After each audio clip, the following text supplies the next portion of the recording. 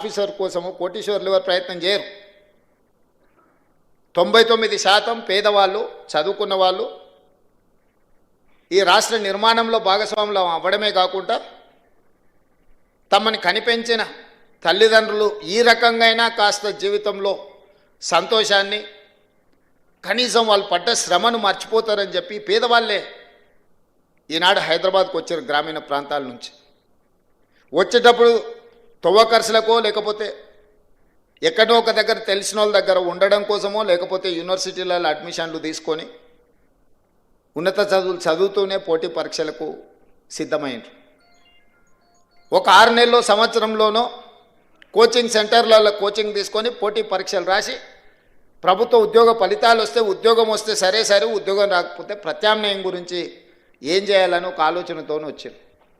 సంవత్సరం లోపల తేలాల్చిన విద్యార్థుల భవిష్యత్తు గందరగోళంగా మారి శాశ్వత నిరుద్యోగులుగా హైదరాబాదు నగర వీధుల్లో తిరుగుతుంటే 10 సంవత్సరాలైనా ఆనాటి ప్రభుత్వం పరీక్షలు నిర్వహించలేదు. దీన్ని బాధ్యతారహిత్యం అనాలనా, లేకపోతే నిర్లక్ష్యం అనాలనా, లేకపోతే వైఫల్యం అనాలనా నాకు తెలియదు. మీరు ఆలోచన చేసుకోండి. మీరు అందరు చదువుకున్నోళ్ళే.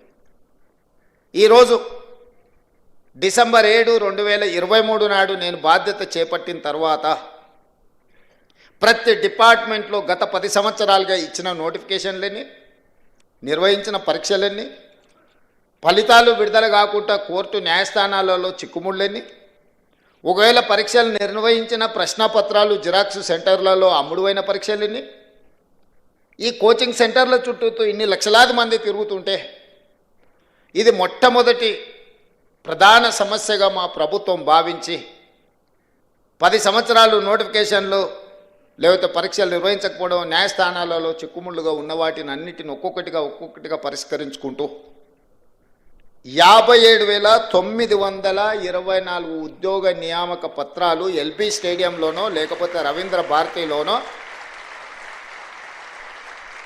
ఏ పిల్లలకైతే ఉద్యోగాలు వచ్చినాయో వాళ్ళ తల్లిదండ్రులతో సహా అందరినీ పిలిచి నేనే స్వయంగా ఒక సంబరాన్ని వాళ్ళు ఆస్వాదించే విధంగా వాళ్ళ జీవితంలో ఒక మరుపురాని గొప్ప అనుభూతిగా నిలబడాలి, వాళ్ళందరినీ నేను చూడాలి, వాళ్ళందరి కళ్ళల్లో సంతోషం, ఆనందం చూస్తే మేము నిజంగా మా లక్ష్యాన్ని చేరుకున్నట్టే అని చెప్పి ఏ నియామకం కూడా యథాలాపంగా మీ ఇంటికి కాల్ లెటర్ పంపలే. మిమ్మల్ని అందరిని కూడా పిలిచి మీ కుటుంబ సభ్యుల మధ్యలో మిమ్మల్ని మా కుటుంబ సభ్యులుగా భావించి, అది ఎల్బీ స్టేడియంలోనో లేకపోతే నక్లెస్ రోడ్డు మీద ఉన్న అంబేద్కర్ సాక్షిగానో లేకపోతే రవీంద్ర భారతిలో మీ మధ్యలోనే మీకు నియామక పత్రాలు ఇచ్చినాం.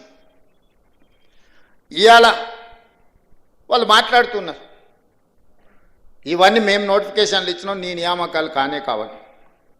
నేను వారిని అడుగుతున్న 10 సంవత్సరాలు మీరు నోటిఫికేషన్లు ఇచ్చి సరైన విధంగా పరీక్షలు నిర్వహించకపోవడం వల్ల యుక్త వయసులో ఉన్న పిల్లల జీవితాలు ఎంత సర్వనాశనమైనవి. మీరు ఎందుకు బాధ్యత తీసుకోలేదు? 10 నెలల్లో మేము చేసిన పనులు 10 సంవత్సరాలలో మీరు ఎందుకు చేయలేకపోయినారని నేను అడుగుతున్నా. అన్ని నోటిఫికేషన్లు నేను ఇచ్చినా అని చెప్తలేను. కొన్ని మీరు నోటిఫికేషన్లు ఇచ్చారు, కొన్ని మీరు పరీక్షలు నిర్వహించారు, కొన్ని ప్రశ్నపత్రాలు మీరే అమ్ముకున్నారు, కొంతమందిని ఉద్యోగాలు మీరే అమ్ముకున్నారు, కొన్నిటిని మీరే నోటిఫికేషన్లు ఇచ్చి మీరే వెనకాల నుంచి కోర్టులలో కేసులు వేయించి వాటి మీద స్టేలు తీసుకొచ్చి ఏ ఉద్యోగ నియామకాలు చేపట్టకుండా మీరు నిర్లక్ష్యం వహించడం వల్లనే కదా ఈ 25 లక్షల మంది నిరుద్యోగ యువకులు ఆలోచన చేసి ఇక మేము మిమ్మల్ని ఉద్యోగాలు అడగం, మేము మీకు ఇచ్చిన ఉద్యోగాలను ఊడగొడతాం, మా ఉద్యోగాలు మేము తెచ్చుకుంటామని కదా ఆ విద్యార్థి నిరుద్యోగ ఉద్యమకారులు ప్రాణాలు అర్పించి తెలంగాణ తెచ్చి మీకు ఉద్యోగ అవకాశాలు కల్పిస్తే 10 సంవత్సరాలు మీరు మీ కుటుంబమే ప్రతిరోజు పంచభక్ష పరిమాణాలతో పండుగ చేసుకున్నారు. మీ ఉద్యోగాలు మీరు ఆస్వాదించిండ్రు తప్ప ఈ పిల్లలకు ఉద్యోగాలు ఇవ్వాలని ఆలోచన చేసిండ్రా? ఈరోజు నేను ఒక్క మాట అడగదలుచుకున్నా, ఈ నోటిఫికేషన్లన్నీ మావే రేవంత్ రెడ్డి చేసింది ఏముందయా అని నేను ఒక్క మాట అడగదలుచుకున్నా. మీ ఇంట్లో మీ పిల్లల్ని ప్రజలు తిరస్కరించి నిజామాబాద్ పార్లమెంట్ సభ్యుడిగా, అదేవిధంగా మీ బంధువును కరీంనగర్ పార్లమెంట్ సభ్యుడిగా ప్రజలు తిరస్కరించారు.